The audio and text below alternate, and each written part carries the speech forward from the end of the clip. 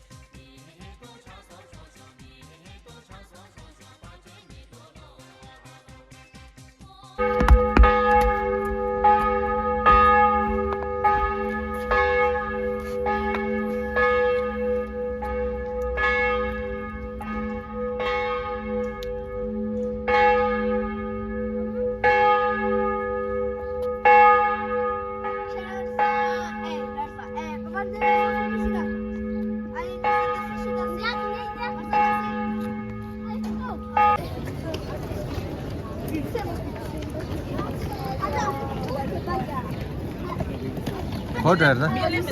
Ha. Simon, si j'ai plus de force. Ah? Kare? Ah.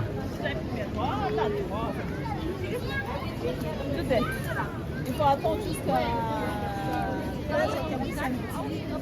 Ah.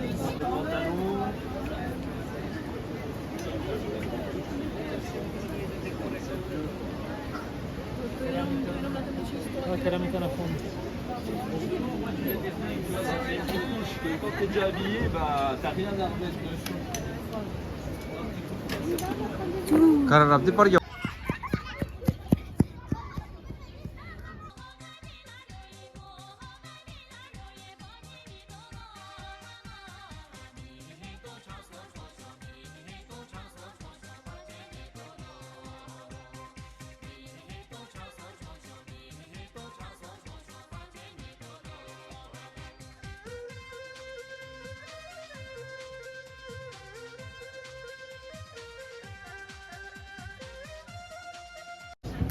Itu? Norsa?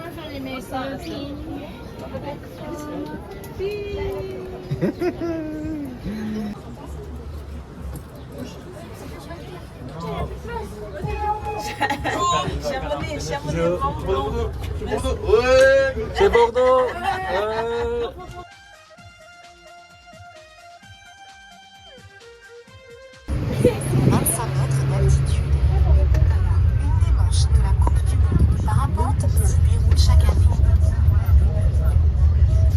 Nous contournons maintenant le bowling international de Chamonix.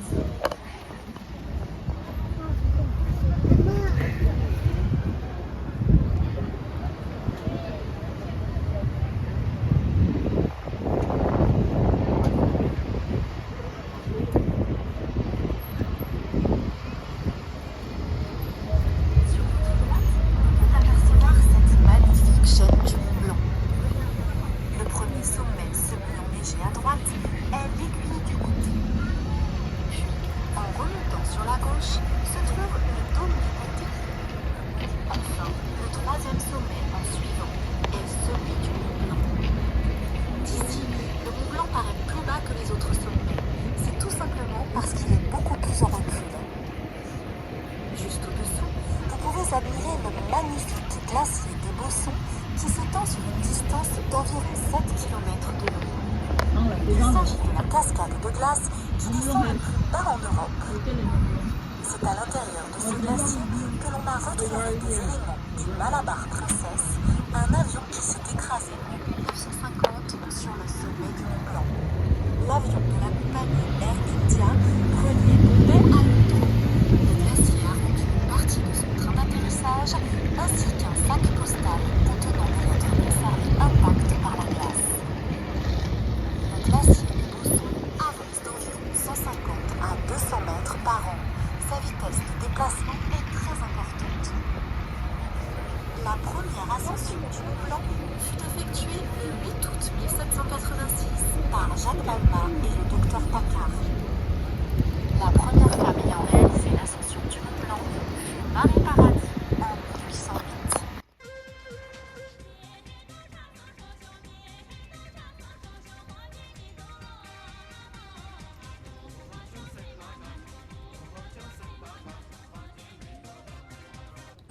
Voici maintenant devant le départ du téléphérique de l'Aiguille du Midi qui a été inauguré le 24 juin 1955.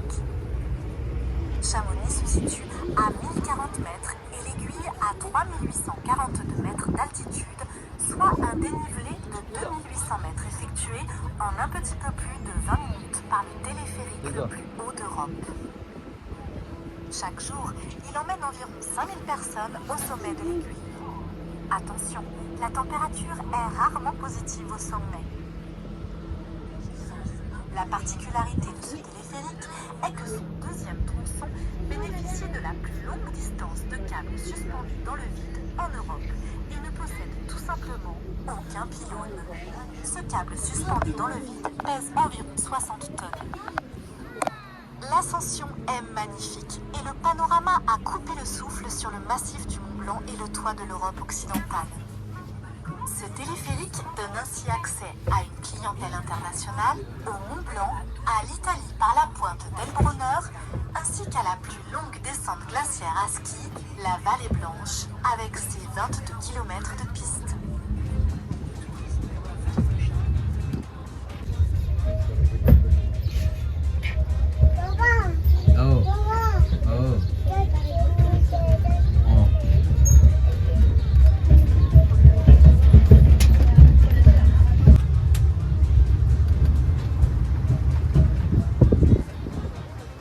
Bonjour et bienvenue à bord du petit train touristique de Chamonix où nous vous souhaitons un agréable voyage. L'origine du nom de Chamonix provient du latin campus munitus, signifiant champ fermé par la montagne. L'arrivée du chemin de fer en 1901 mit fin à l'isolement de Chamonix. Le développement du tourisme commença alors, entraînant de nombreuses constructions, maisons, hôtels, restaurants, équipements touristiques et autres. En 1924, Chamonix accueillit les premiers Jeux olympiques d'hiver qui permirent l'évolution du sport de haute montagne. James Coutet, Charles Boson, Édouard Wilper, Louis Ravanel-Le Rouge, Roger Frison-Roche, Maurice Herzog, Louis Lachenal, Lionel Terré et bien d'autres, tous ces grands noms prestigieux côtoyèrent Chamonix et sont en partie associés aux montagnes qui nous entourent.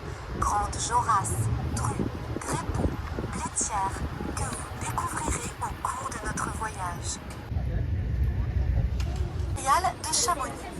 Le bâtiment fut construit en 1848 et baptisé Hôtel Royal. L'empereur Napoléon III, accompagné de son épouse, l'impératrice Eugénie, y séjourna en 1860. Il s'agit du casino le plus luxueux des Alpes françaises. Sa façade est classée monument historique. Nous arrivons maintenant devant la gare SNCF où arrive le train du Fayet, qui possède la rampe la plus forte en simple adhérence au monde. Cette ligne ferroviaire fut ouverte au public le 25 juillet 1901, mettant ainsi fin à l'isolement de Chamonix et permettant au tourisme de se développer.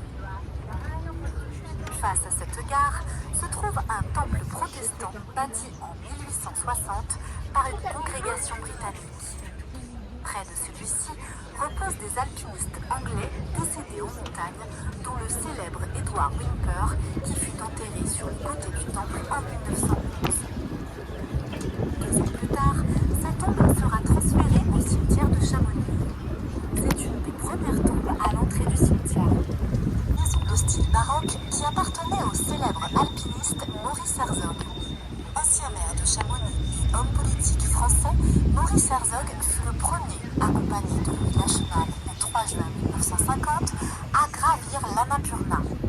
C'est au cours de l'ascension de ce sommet de l'Himalaya, culminant à 8000 mètres d'altitude, qu'il eut les orteils et les doigts gelés. Maurice Herzog a également été président du tunnel du Mont Blanc, qui fut inauguré en 1965 par le président de la République française, Charles de Gaulle. Les travaux de ce tunnel d'une longueur de 11,6 km permettant de relier la France à l'Italie durèrent plus de 6 ans.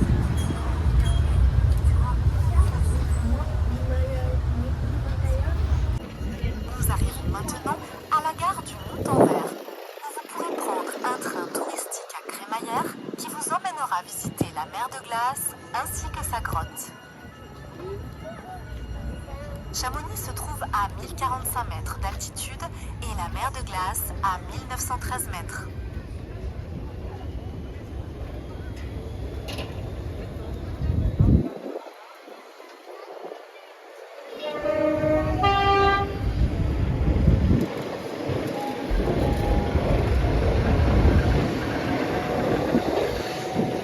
L'alpinisme forme tous les alpinistes de très haut niveau.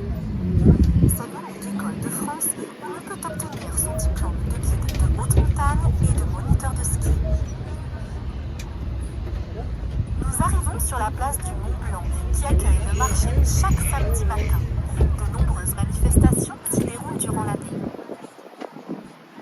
Sur votre gauche se situe le musée alpin, aujourd'hui devenu le musée du Mont Blanc. Il est installé depuis 1969 au cœur de Chamonix, dans les locaux de la résidence Mont-Blanc, ancien Chamonix Palace. Fondé en 1925, le musée alpin permet de conserver le riche patrimoine historique et artistique du territoire du Mont-Blanc. C'est donc tout naturellement qu'il fut classé musée de France.